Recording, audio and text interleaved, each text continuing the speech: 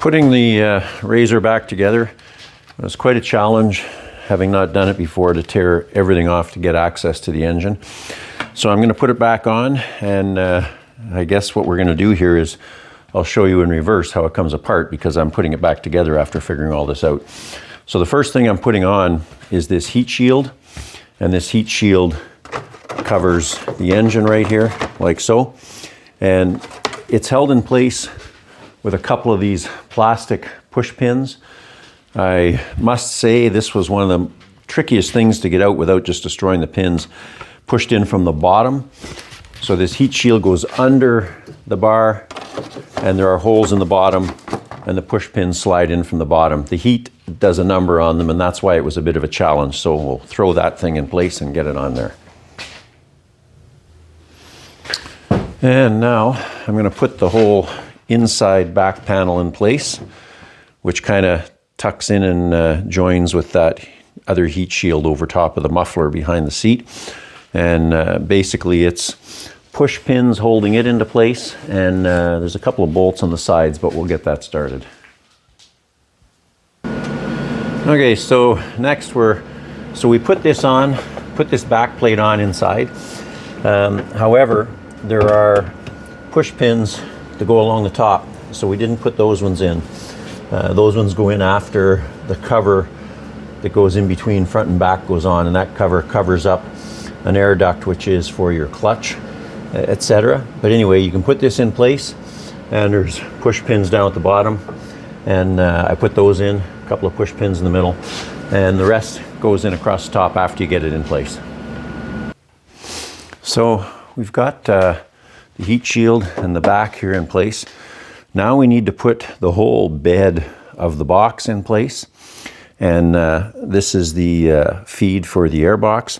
Under here I have plugged it up so it wouldn't get full of dirt. That is the feed for the intake for the clutch cooling, which is on the Airbox, on the actual bed itself. That's what you can see it right there. This here is where the air intake is for that clutch cooling system. So I'm going to grab that bed and we're going to try and set it in place. Okay, so there we go. The bed is in place. You can see where the intakes are now. This is where my air for the Airbox for the engine. This is the intake for the clutch cooling. And if we look underneath, you will see here's the hose I have to connect right now to get it to sit right before I actually bolt the box and bed in place. So again, with the bed in place, I've got the pipe hooked up for this, so we're good to go. Now these pieces, well, first of all, there's 4 of the torque screws holding the bed down here, back here, over here, and then again over here. And there's 2 steel brackets that help mount the other part that goes over all of this. And they sit here and here. Now I took them out before I removed the bed just because I thought it would be easier. It's not hard to get at. The bolts right in behind there, you can see. So I popped those out before I actually lifted the bed off because I wasn't quite sure what all was holding it down. So I'm just putting those into place, and then we're going to put the Airbox and centerpiece in. So it really takes some elbow grease to get this connection on the Airbox. I couldn't get it on, so I actually took some oil and I lined the inside of the pipe and then was able to push it on, but it has to snap tight, right in tight. And then you know you've got it on. So now I'm going to bolt that down. There's 2 bolts that go here and over there to hold the Airbox down and the assembly. Okay, so we got the box in, we got the Airbox in. Now I'm going to put the cover, which is this big piece laying across the back. When it's in place, the Airbox shows in here. So it has to cover from back up and over to the behind the seats. So I'm going to wiggle that into place. A little tricky because I have my chainsaw mount there, but I got it out, so I should be able to get it in. So we have that in, and a little hint, put that in from the cabin side. Roll it in from the cabin side, much easier than trying to do it from the outside. I tried a couple times, didn't work, so I went inside the cabin and it went in much easier.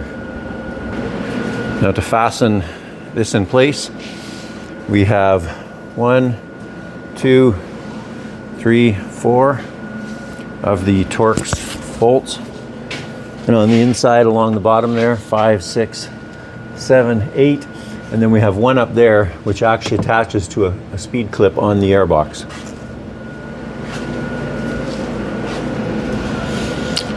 So next I'm putting the side panels on here. And this, I have to admit, was one of the things that really confused me, and I had a hard time trying to figure out how to take it apart. So I'm going to show you how this goes together. There's a couple of interesting things. You're going to see there's a speed clip there, and there's a speed clip on this here. So basically it sits in place, and this hole is filled with a vent right there, and that's what feeds the air from the side for your clutch. In any case, you've got 2 speed clips here, here and here, and then you have this one on the side, and you can't access this one unless you take the vent cover off the outside, which I'll show you when I put it back on. And then this other speed clip on the inside of the fender is actually from inside the box, and it's one of the typical hex bolts that are in there, and it kind of latches, almost snaps in to this piece as you put it all in together. So I'm going to put it in place, and then we'll have another quick look at it.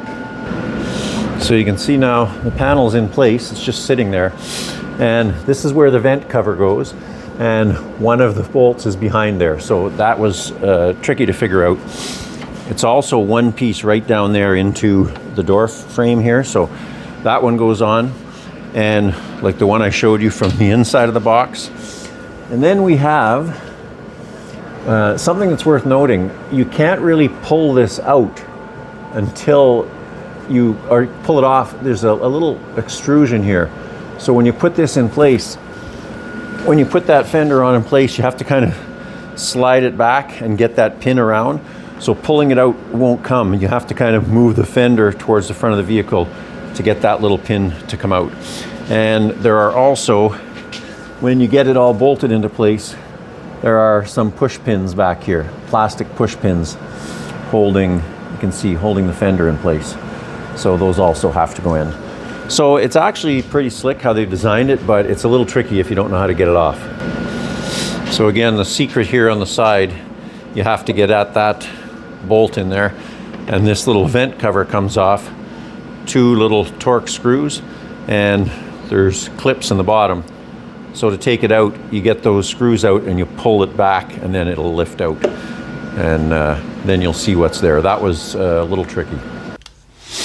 So almost done here now. Going to put the back on, and it actually goes on fairly easily. All the screws across the top, and you've got 1, 2, and on the other side 3 and 4. So I'm going to hang that on and screw it down. It's actually quite easy. There is a plug underneath, which you'll see. You have to undo that plug. It's a plug for your tail lights, etc., which has to be undone before you can take it off. So here you can see the unit, and there's the plug. It's on the left side underneath the box. You have to connect that as you're putting it back in place. So the hard part is done. It's back together. Hope somebody found this useful. I know it's not in assembly order or taking apart order, but you can easily see how it's done. I struggled trying to get it apart. That's why I didn't video it while I was doing it. I was back and forth trying to understand how this came apart. So very easy. I could probably do it in an hour now compared to the first time. So if you found this useful, please like and subscribe.